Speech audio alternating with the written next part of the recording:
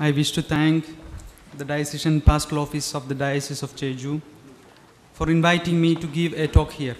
I wish to greet in a special way the Bishop, His Excellency, Most Reverend Peter Kang Yuil.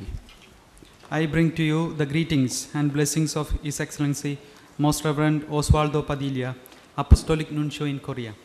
I also make use of this opportunity to thank the Diocese of Jeju for the warm welcome and hospitality extended to Reverend Father Gerard E. Hammond, Merinol, and to me during our stay here.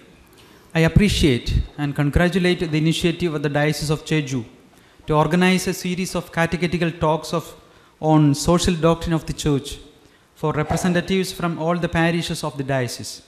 Pope Benedict XVI, in his message to the President of the Pontifical Council for Justice and Peace, to mark that body's plenary assembly, which held in Rome last May 2010, stressed the urgent need for commitment to educating Catholic laity in church social doctrine. Lay Catholics must undertake to promote the correct ordering of social life while respecting the legitimate autonomy of worldly institutions. A profound understanding of the social doctrine of the Church is of fundamental importance in harmony with all her theological heritage and strongly rooted in affirming the transcendent dignity of man, in defending human life from conception to natural death, and in religious freedom. It is necessary to prepare lay people capable of dedicating themselves to the common good, especially in complex environments such as the world of politics.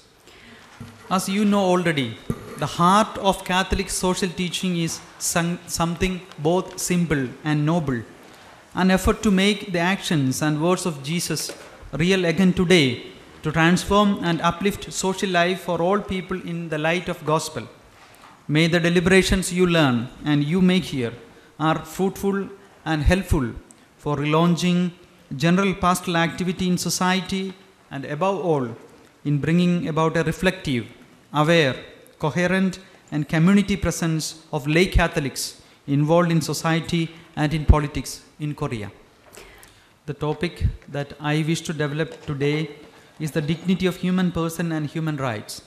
I do this by giving more thrust to the magisterium of Pope Benedict XVI without fully excluding the teachings of his predecessors. The dignity of human person. The foundation for Catholic social thought is the proper understanding and value of the human person. In the words of Pope John Paul II, the foundation of Catholic social teaching is a correct view of the human person and of his unique value inasmuch as man is the only creature on earth which God willed for itself. God has imprinted his own image and likeness on man, conferring upon him an incomparable dignity.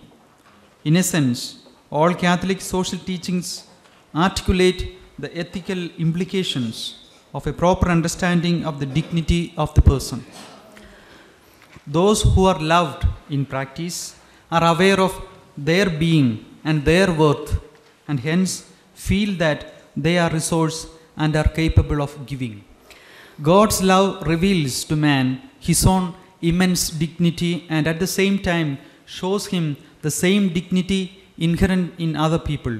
Consequently, it invites him in turn to open himself to loving others in a chain of reciprocal gratitude for their great value to society and to the community.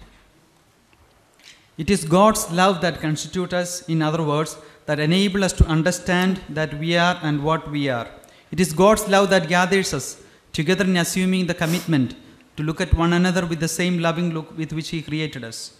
According to our faith, the yes of God to man was given us in an irrevocable way in Jesus Christ. There is the ultimate base of fundamental and universal human rights, an expression of the truth of man loved by God, each one in his creation and redemption. The concept of human rights has been adopted by popes to communicate that each and every human being, as a child of God, has a certain immunities from harm by others and merits certain kinds of treatment. In particular, The Church has been forceful in defending the right to life of every single innocent human being from conception to natural death. Opposition to abortion and euthanasia forms the necessary foundation for respecting human dignity in other areas such as education, poverty, and immigration. The Second Vatican Council repeatedly affirmed the man has now a growing awareness of the dignity of the human person. Human rights are today as one of the gateways to the dignity of the person and as a necessary channel for promotion in society and the establishment of justice and peace at all levels.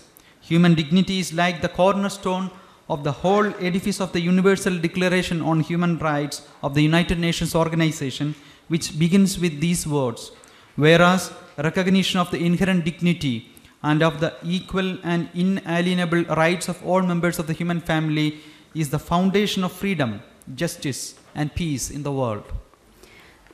Martyrdom is not unknown to Korea. The Church in Korea is blessed with sublime witnesses and blood of martyrs who faithfully and bravely served the Lord. Pope John Paul II said, "Where the Spirit of the Lord is, there is freedom." This revelation of freedom and hence of man's true dignity acquires a particular eloquence for Christians and for the Church in a state of persecution, both in ancient times and in the present, because the witnesses to divine truth then become a living proof of the action of the Spirit of truth present in the hearts and minds of the faithful, and they often mark with their own death by martyrdom the supreme glorification of human dignity. Each one of you, being part of Korean Church, inherits a rich tradition of this supreme glorification of human dignity through the undefeatable faithfulness of your ancestors to God to the point of giving up their lives for Him, and thus you are a hope for this noble nation and for the entire world in defending dignity of human person. Human person, the center of social doctrine of the Church. The Church noted the conflict between the opposing theories of capitalism and Marxist communism for governing the progress of industrial societies, and in the name of social justice found much to object to in each of them. Each regarded human society as being subject to inevitable economic laws, the consequences of which were sometimes very harsh. The subordination of human well-being to economic principles, whether of left or right, was widely recognized in the Catholic Church as resulting from a distorted perception of reality. It was resistance to this economic determinism which prompted Pope Leo XIII to issue the encyclical letter Rerum Novarum in 1891. It became the first of a series of social encyclicals on the basis of which the Church set out to restore in contemporary industrial society the priority of the human over the economic and the spiritual and moral over the material. The encyclical's insights into human nature and human community have arisen in a response to current crises, often on the Church's own doorstep. It is noticeable, however, that in the course of last 100 years, the theology behind them has also undergone a continuous evolution. The earlier encyclicals concentrated more on natural law basis, while those since the Second Vatican Council, including those by Pope John Paul II and Pope Benedict XVI, have moved to a more Christ-centered and hence a more person-centered approach. This aspect is present in a striking way in the encyclical Caritas in Veritate of Pope Benedict XVI. In number 25 we read, "The first capital to be defended and valued is man, the human person in his entirety. Man is not considered only as the object of a process, but as the subject of this process. The man who has known Christ makes himself the agent of change in order that social doctrine does not remain a dead letter. Social doctrine will not remain a treatise or an ideology only if there are Christians prepared to live it in charity with the help of God. Human rights. Human rights are born of Western European culture, undoubtedly of Christian milieu. It is not by chance. Christianity inherited from Judaism the conviction expressed in the first page of the Bible that man is the image of God. Therefore, the Church has its own contribution both to reflect on human rights in the light of the Word of God and human reason, together with her commitment to proclaim and to denounce, which made her an untiring defender of human dignity and rights. The popes have repeatedly expressed the appreciation of the Catholic Church for the great value of the Universal Declaration of Human Rights of the United Nations Organization. Pope Benedict XVI, addressing the General Assembly of the United Nations, specifically recalling the 60th anniversary of the Universal Declaration, notes that the merit of the Universal Declaration is that it has enabled different cultures, juridical expressions, and institutional models to converge around a fundamental nucleus of value and hence of rights. Foundations of human rights, God and natural law. When the magisterium of the Church speaks about human rights, she does not forget to base them on God, the source and the guarantor of all rights, nor does she forget to root them in the natural law. The source of rights is never human conscience, as great as it may be. The profound reason for the dignity of the person and of his rights are not created by the legislator, nor are they conferred upon citizens, but rather they exist through their own law. They are always to be respected by the legislator. They are given to him in advance as values of a superior order. This validity of human dignity prior to any political action and any political decision refers ultimately to the Creator. He alone can establish values that are based on the essence of the human being and are intangible. Natural law. Knowledge of natural law is possible by the use of human reason, even without faith. And this is therefore a source of moral guidance which is open to everyone. Catholics and non-Catholics can make common cause in response to the insights of natural law. Indeed, in defending and upholding human rights, Catholics and others all over the world have discovered how much they have in common. The Catholic Church believes that its insight into natural law, contained in its tradition of social teaching, is one of the contributions it can make to the rest of the community for the welfare of all. Natural law is closely related to natural justice, a set of principles by which people deserve to be treated when rightly or wrongly they are confronted by public authority and made to answer from some act or omission. We would regard the common law principles of natural justice as appropriate to be incorporated into the Catholic social teaching tradition. Natural law is closely related to revelation. The moral teachings of the 10 Commandments themselves, revealed by God to Moses on Mount Sinai, were already present implicitly in the hearts and minds of the Israelites by virtue of natural law.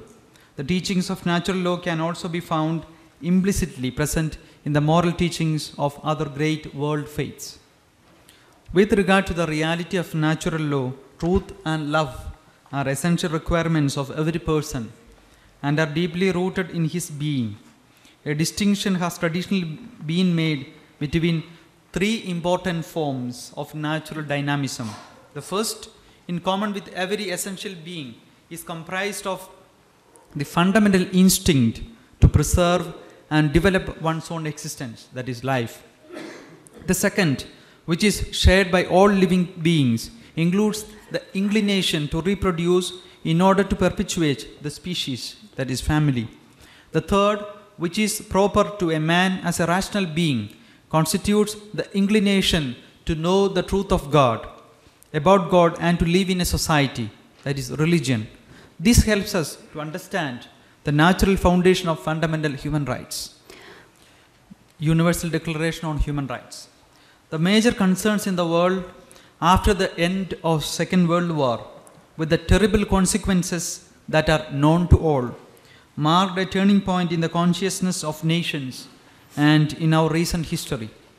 Its fruit is materialized in San Francisco, United States, with the signing of Charter of the United Nations Organization on August 5, 1945, that formulated the principle of international promotion or protection of human rights and fundamental freedoms. 3 years later, on December 10, 1948, as a result of an intense work driven by the circumstances and disasters that the war had brought to the European peoples of the 20th century, adopted the Universal Declaration with the support of the vast majority of the 58 countries that then configured this international organization. It is to be said that the first and certainly the most important step taken by the United Nations in the field of human rights was the adoption of the Universal Declaration of Human Rights. In its 30 articles, the document tabulates the rights and fundamental liberties which belong to all human beings in every part of the world without any discrimination. The Church has always seen the 1948 Declaration as a positive step and a starting point to keep society from falling into a denial of the primacy of the human being. Universality, indivisibility, and protection. Against the predictions of skeptics, Universal Declaration of Human Rights, which was not mandatory, later demonstrated its moral strength. It became the main inspiration of the movement for human rights in all countries and remains the most important reference point for debates on international human rights. The current Roman Pontiff, in perfect continuity with the thinking of his predecessor, underlines that human rights are universal. They apply to all in virtue of the common origin of the person. In reality, the mark of universality is a consequence inscribed in the very concept of human rights. If human rights are those attributed to man for the mere fact of being man, it is therefore evident that they should be recognized for all those who meet this condition. The recognition of the universality therefore belongs to the core of the doctrine of human rights. Indivisibility. Among the human rights, in the regular terms, there is no hierarchy. They are all together one. They are us all only one right, the right to be able to become man, or as Pope Paul VI wrote, to be able to become more man. The Church, along with the political and juridical wisdom, has always held the principle of the indivisibility of human rights. Each one of them reflects all the others and refers to them as complementary and irreplaceable elements of itself. Its insistence on the importance of the right to life and the right to religious liberty does not derive therefore from the desire to insert some division among man's right, a hierarchy. The insistence is born rather from the need to make explicit the fact that the rights themselves are not founded by themselves but are expressions of the face of the human person and of his dignity. Protection. The Holy Father emphasizes first of all the responsibility of the state. Every state has the primary duty to protect its own population against violations of human rights. That is, it bears an active role in the defense and protection of rights to the extent that this is its core mission. And if the state fails to exercise that responsibility, this has to be assumed by the international community. If states are unable to guarantee such protection, the international community must intervene with the juridical means provided in the United Nations Charter and in the other international instruments. Therefore, human rights must be respected as an expression of justice and not merely because they are enforceable through the will of the legislators. Recognized rights. In our days, there is a continual and radical process of redefining individual human rights in a very sensitive and fundamental areas such as the family, the rights of the child and of women, etc. We should insist that human rights be above politics and also above the nation state. They are truly supranational. No political minority or majority can change the rights of those who are most vulnerable in our society, or the human rights inherent to all human persons. As Second Vatican Council teaches, the truth cannot impose itself except by the virtue of its own truth. Right to life. The dignity of man, the key issue of all the Church's social doctrine, implies, among other things, respect for life from conception to natural death. The Christian should love and desire life as a journey toward God. As Pope Benedict XVI recalled that life, which is a work of God, should not be denied to anyone, even the tiniest and most defenseless unborn child, and far less to a child with serious disabilities. I advise you not to fall into the deceptive trap of thinking that life can be disposed of to the point of legitimizing its interruption with euthanasia, even if it is masked by a veil of human compassion. It is consequently necessary to defend, help, safeguard, and value it in its unrepeatable uniqueness. Pope Benedict XVI, during his visit to the United Nations, referred to scientific progress and its limits. Notwithstanding the enormous benefits that humanity can gain from the results of scientific research and technological advances, some instances of this represent a clear violation of the order of creation, to the point where not only is the sacred character of life contradicted, but the human person and the family are robbed of their natural identity. In this regard, it should be remembered, along with many researchers and scientists, that the new frontiers of bioethics should not impose a choice between science and morality, but rather demand a moral use of science. Family and education. The family is an institution to be protected by the state. In most of the international pacts and conventions, it is recognized the right of the family to be protected by society and state. The family is configured as the primary and vital cell of society on which depends its health and strength.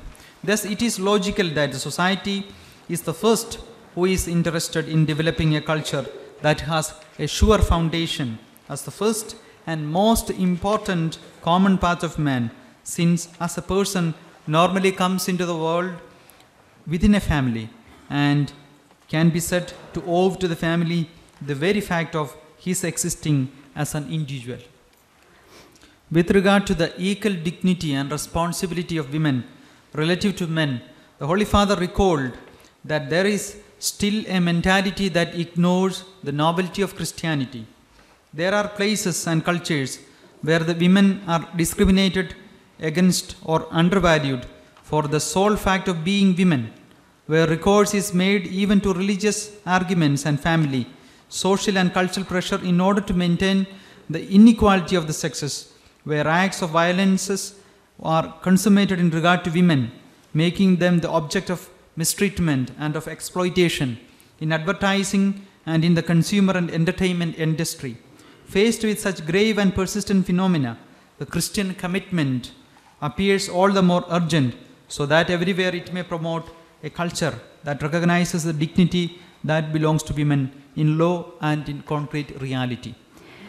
The family is the real school of humanity and of perennial values, the first place in the education of a person.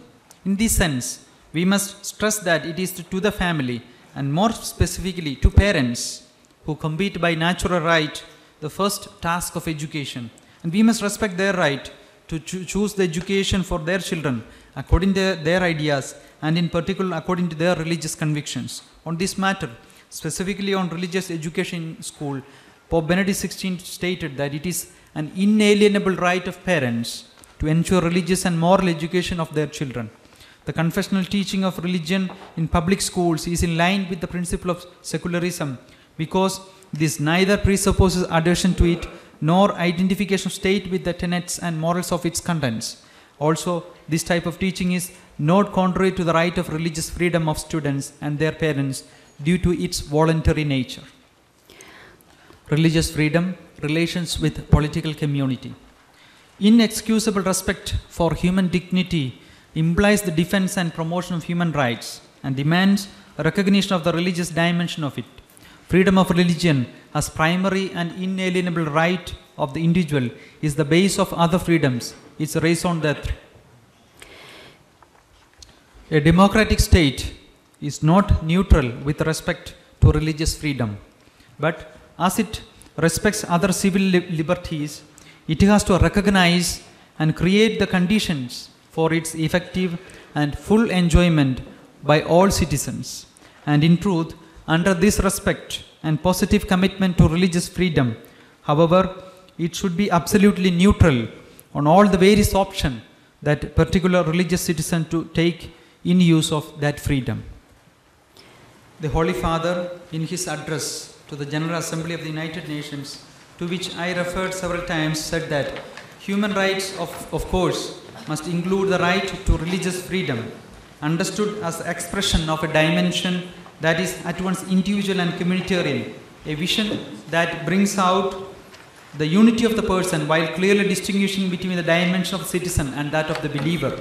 It is inconceivable then that believers should have to suppress a part of themselves, their faith, in order to be active citizens. It should never be necessary to deny God in order to enjoy one's rights. Moreover, the Holy Father continued, the full guarantee of religious liberty cannot be limited to the free exercise of worship, but has to give due consideration to the public dimension of religion and hence to the possibility of believers playing their part in building the social order. Now we deal with diplomatic activities of Holy See and the human rights. As you know already, I served the Apostolic Nunciature in Korea and Mongolia as a secretary. Thus I thought that it is opportune to mention to you briefly about the diplomatic activities of Holy See and human rights. From the beginning of the Catholic Church's history, the Holy See has always actively participated in international relations, although categories may vary according to the time and place of an ongoing work that began almost 2000 years ago. It is to be noted that the Holy See has the oldest world diplomacy in the Christian era, because in the 5th century itself, the popes began to send to Byzantium, capital of the Roman Empire, apocrypharios or responsores who represented them before the emperor, and they used to send constant and regular reports. At present, the Holy See maintains formal diplomatic relations with 178 sovereign states and also with the European Union and the Sovereign Military Order of Malta, as well as having relations of a special character with the Palestine Liberation Organization. 69 of the diplomatic missions accredited to the Holy See are situated in Rome.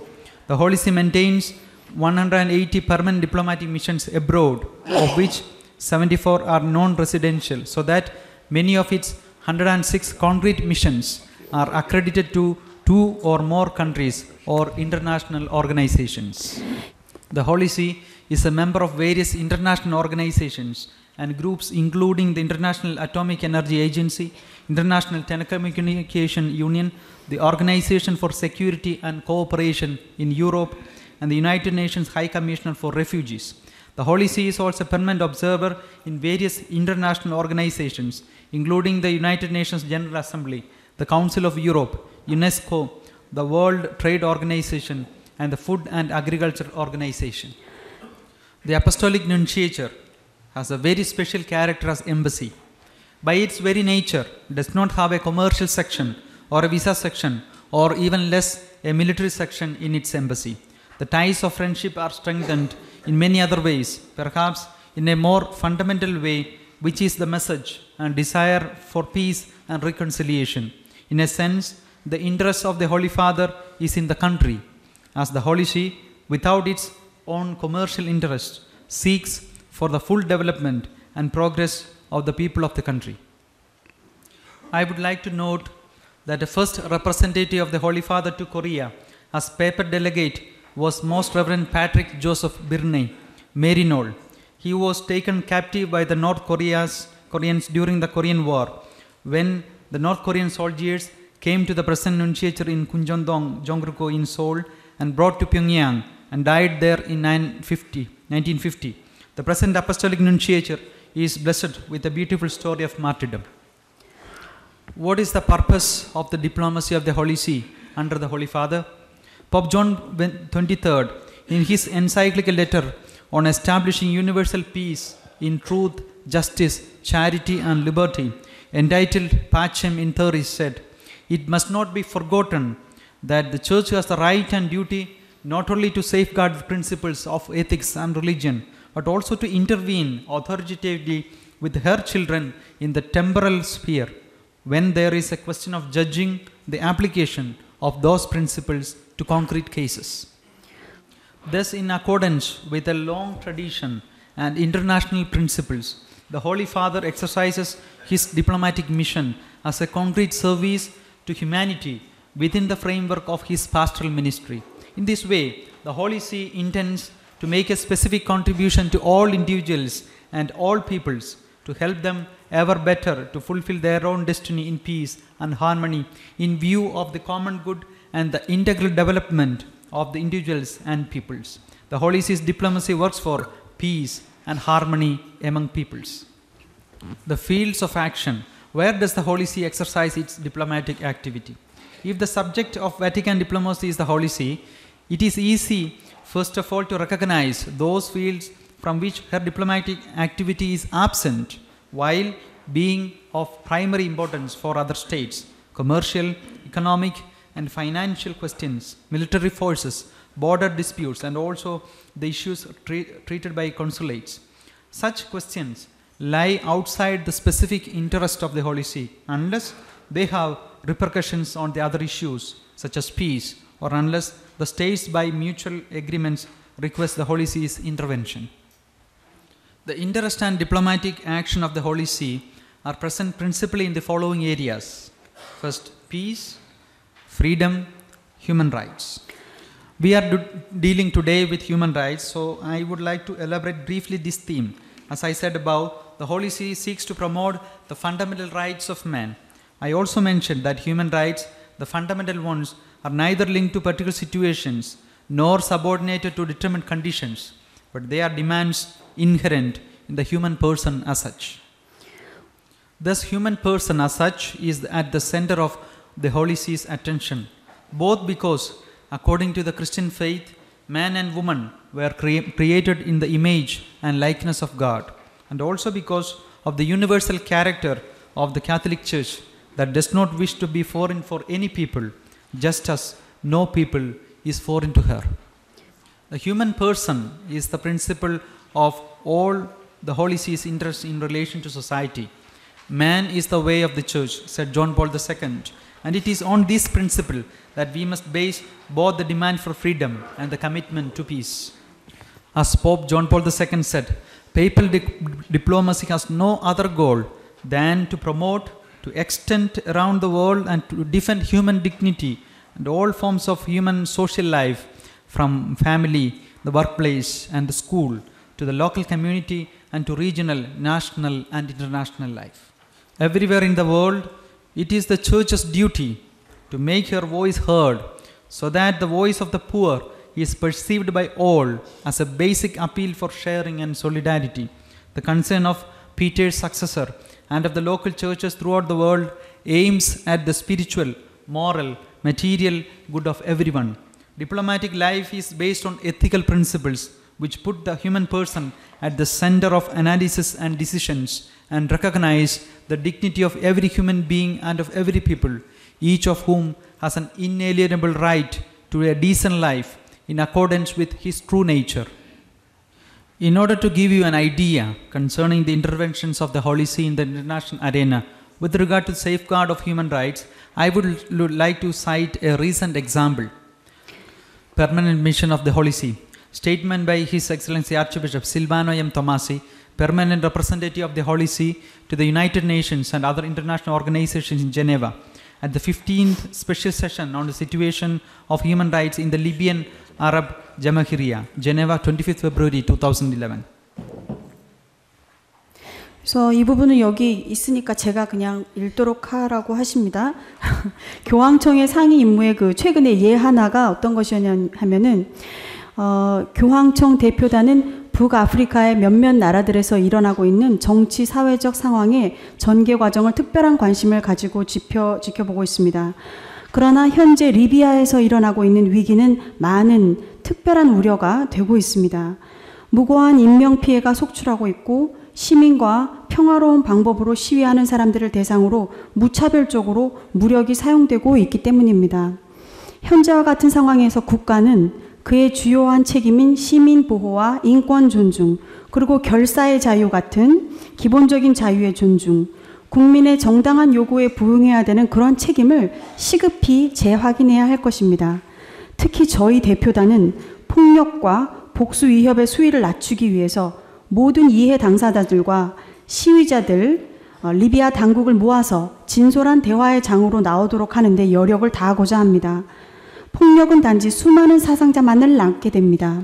특히 이번 사태에서 가장 취약한 사람들은 난민과 사하라 사막 이남 아프리카에서 온 비정규 이주 노동자들입니다.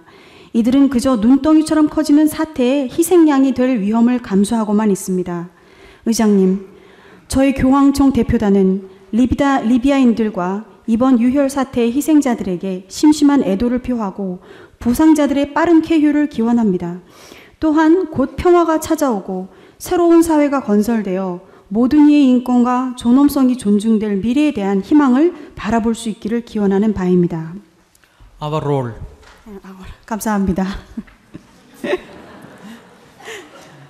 Pope Paul VI, in his apostolic letter, 80 Adveniens said, "It is to all Christians that we address a fresh and insistent call to action. In our encyclical on the development of peoples, we urge that all should set themselves to the task. Laymen should take up as their own proper task the renewal of the temporal order. If the role of the hierarchy is to teach and to interpret authentically the norms of morality to be followed in this matter, it belongs to the laity, without waiting passively for orders and directives, to take the initiatives freely and to infuse a Christian spirit into the mentality, customs, laws and structures of the community in which they live. Let each one examine himself to see what he has done up to now and what he ought to do. It is not enough to recall principles, state intentions, point to crying injustice and utter prophetic denunciations. These words will lack real weight unless they are accompanied for each individual by a livelier awareness of personal responsibility and by effective action. It is too easy to throw back on others' responsibility for injustice if at the same time one does not realize how each one shares in it personally and how personal conversion is needed first." Again, in the encyclical letter Centesimus Annus, Pope John Paul II wrote, "As far as church is concerned, the social message of the gospel must not be considered a theory, but above all else, a basis and a motivation for action. Inspired by this message, some of the first Christians distributed their goods to the poor, bearing witness to the fact that despite different social origins, it was possible for people to live together in peace and harmony. Through the power of the gospel, down the centuries, monks tilled the land. Men and women religious founded hospitals and shelters for the poor. Confraternities as well as individual men and women of all states of life devoted themselves to the needy and to those on the margins of society, convinced as they were that Christ's words, 'As you did it one of the least of these my brethren, you did it to me,' were not intended to remain a pious wish, but were meant to become a concrete life commitment. Today, more than ever, the Church is aware that her social message will gain credibility more immediately from the witness of actions than as a result of its internal logic and consistency." After this long reflection, there is a fundamental question for each one of us. What can I do for defending the dignity of human person and human rights? And how to do it? This is a propitious occasion to ask similar question to ourselves. I would like to mention a few possible fields of action as examples as far as we are concerned with regard to the human rights. First of all, prayer. The primary means to be employed in restoring respect for all human person is prayer. Christ, who came to give his life for the salvation of all and who sacramentally renews the outpouring of his life for us in the Holy Eucharist, will not fail to hear our prayer on behalf of all who suffer threats to all sorts of rights. In meeting the challenge of defending the dignity of human person and rights, individuals, families, and parishes can make holy hour or have these intentions in our prayers and expressed, for example, in the prayer of the faithful of the Sunday Masses. Second one, awareness and creating awareness of rights and responsibilities. Rights without duties is the modern weakness, a weakness that is growing today because of the influence of individualistic and libertarian currents. This phenomenon has been pointed out on numerous occasions by the voice of the Church. Pope John XXIII wrote in his encyclical letter Pacem in Terris, in human society, to one man's right there corresponds a duty in all other persons. The duty, namely, of acknowledging and respecting the right in question. For every fundamental human right draws its indestructible moral force from the natural law, which, in granting it, imposes a corresponding obligation. Those, therefore, who claim their own rights yet altogether forget or neglect to carry out their respective duties are people who build with one hand and destroy with the other. It is at home that each one should learn the basic lessons of rights and duties. In schools and other ecclesial levels, parish level and diocesan level, programs can be organized to create and flourish this awareness. Words of Blessed Mother Teresa of Calcutta, who lived that awareness to its fullness, are helpful for us. We are not social workers. We may be doing social work in the eyes of some people, but we must be contemplatives in the heart of the world. For we must bring that presence of God into your family. For the family that prays together stays together. There is so much hatred, so much misery, and we with our prayer, with our sacrifice, are beginning at home. Love begins at home, and it is not how much we do, but how much love we put into what we do. I want you to find the poor here, right in your own home first, and begin love there. Be that good news to your own people first, and find out about your next door neighbors. Do you know who they are? Education. Education of citizens in human rights, starting with the youngest generations, remains the most appropriate instrument. Here too, it should be stressed that in addition to the fundamental and inescapable role of the family, there stand out the churches. And not only the churches as institutions, but numerous grassroots bodies of religious inspiration as well have worked and can continue to work directly or through the organs of communication, from parish communities to NGOs and on to lay associations and missionary movements. Conclusions.